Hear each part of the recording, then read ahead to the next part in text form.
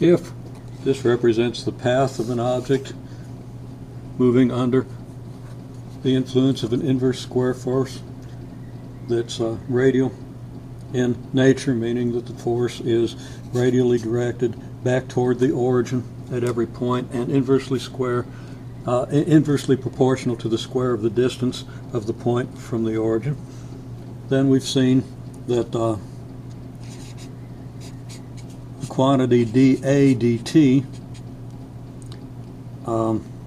is constant, and that's r squared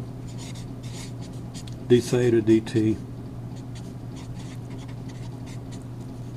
and that is constant, meaning if I take r of t here and r of t plus delta t,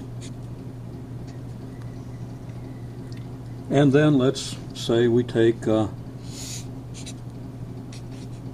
r of t plus 2 delta t. Now this isn't a very good picture because actually since r gets bigger here, then since this appears to have a slightly bigger angular increment, this picture is not going to be correct, as we'll see. The region here has area approximately equal to r squared times d theta dt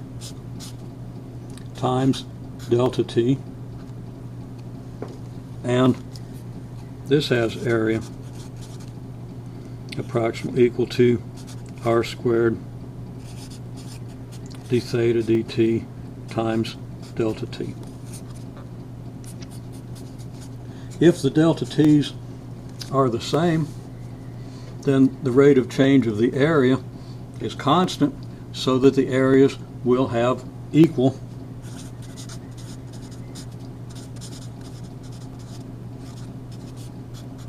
changes.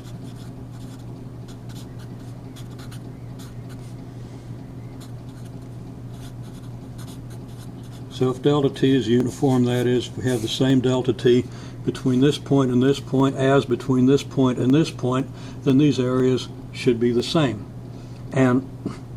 this argument could be made more rigorous and extended to show that in equal time intervals,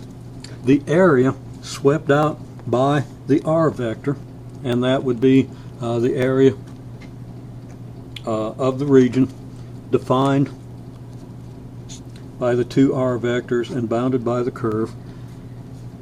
That area is going to be the same as long as time intervals are equal. Now we could develop that in terms of the integral. I'm not going to go into that detail at this point, but that's the ultimate meaning of this result, that as applied to planets, the path of a planet sweeps out equal areas of the region in equal times.